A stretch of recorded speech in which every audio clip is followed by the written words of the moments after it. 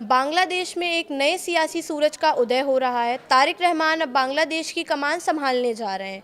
मंगलवार को होने वाला उनका शपथ ग्रहण समारोह न केवल बांग्लादेश बल्कि पूरे दक्षिण एशिया के लिए चर्चा का विषय बना हुआ है।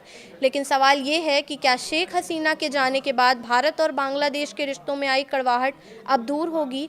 क्या तारिक रहमान की बीएनपी भारत के साथ एक नई शुरुआत करने को तैयार है? नमस्कार, मैं प्रिया श्रीवास्तव और आप देख रहे हैं न्यूज़ 18। ढाका में सियासी हलचल तेज है। 17 साल के निर्वासन के बाद लौटे तारिक रहमान अब प्रधानमंत्री पद की शपथ लेने जा रहे हैं। ये बदलाव ऐसे समय पे हो रहा है जब शेख हसीना की सरकार गिरने के बाद भारत बांग्लादेश संबंधों में तनाव साफ दिखा। भारत ने शेख हसीना को शरण दी। बांग्लादेश की अंतरिम सरकार, जिसका नेतृत्व मोहम्मद यूनिस कर रहे थे, उन्होंने बार बार उनके प्रत्यर्पण की मांग उठाई, जिसके बाद भारत ने आधिकारिक तौर पर कोई प्रतिक्रिया नहीं दी और यहीं से रिश्तों में तल्खी बढ़ी। लेकिन अब भारत बांग्लादेश रिश्तों के सुर बदलते हुए नजर आ रहे हैं। बीएनपी के महासचिव मिर्ज़ा फ़खरुल इस्लाम आलमगीर ने साफ कहा कि अगर शेख हसीना को भारत बांग्लादेश के हवाले नहीं भी करता है, तब भी व्यापार, वाणिज्य और राजनीतिक रिश्ते आगे बढ़ेंगे। यानी संदेश साफ है, मतभेद हो सकते हैं मगर रिश्ते नहीं टूटेंगे। याद कीजिए, अंतरिम दौर में मोहम्मद यूनिस की सरकार ने प्रत्यार्पण को बड़ा मुद्दा बनाया था, लेकिन अब बीएनपी बातचीत के रास्ते पर जोर दे रही है।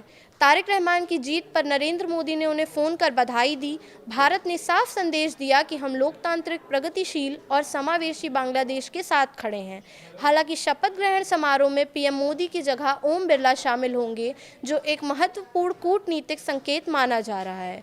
आलमगीर ने यह भी कहा कि अगले साल से पहले गंगा जल संधि के नवीनीकरण के तहत फरक्का के पानी का मुद्दा उठेगा। फिर सीमा पर होने वाली हत्याओं का मुद्दा है और हमें इन सब पर बातचीत करनी होगी। हम भारत से युद्ध नहीं कर सकते, हमें बातचीत करनी होगी। तारिक रहमान का अतीत भारत के साथ तनावपूर्ण रहा, लेकिन इस बार उन्होंने भारत विरोधी रुख से परहेज किया। उनकी विदेशी नीति का फोकस बांग्लादेश का सर्वोत्तम हित बताया गया है। अब सवाल ये है कि क्या ढाका और दिल्ली नई शुरुआत करेंगे या फिर प्रत्यर्पण का मुद्दा बार बार रिश्तों की परीक्षा लेगा? तो क्या दक्षिण एशिया में कूटनीति का नया दौर शुरू होने जा रहा है या फिर पुराने विवाद फिर से उभरेंगे? निगाहें ढाका और दिल्ली दोनों पर टिकी हुई हैं। फिलहाल इस वीडियो में इतना ही। ऐसे ही और वीडियोस के लिए देखते रहिए न्यूज़ 18।